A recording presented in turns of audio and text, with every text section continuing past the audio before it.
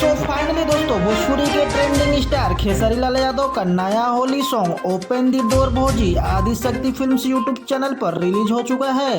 दोस्तों यह सॉन्ग आज सुबह में 7:45 पर रिलीज हुआ है और दोस्तों अभी 11:45 पर मतलब कि दोस्तों 4 घंटे में इस वीडियो को कितने व्यूज, कितने लाइक्स और कितने कमेंट्स मिले हैं उसके बारे में मैं बताऊंगा। तो दोस्तों वीडियो को लाइक कर चैनल को सब्सक्राइब कर लीजिए क्योंकि दोस्तों ऐसे न्यूज की वीडियो इस चैनल पे आप सबको रोज मिलती रहती है। दोस्तों सबसे पहले मैं आपको बता दूं कि इस गाने को खेसारी लाल यादव के साथ में गाया है अंतरा सिंह ने और दोस्तों इस गाने के राइटर है लालू यादव और म्यूजिक डायरेक्टर है श्याम सुंदर और इस गाने की एक्ट्रेस है अनीशा पांडे। तो चलिए आते हैं अब मेन टॉपिक पर। तो दोस्तों इस गाने को 4 घंटे में 2,24,000 व्यूज मिल चुके हैं और दोस्तों इस वीडियो पर 63,000 लाइक्स हैं।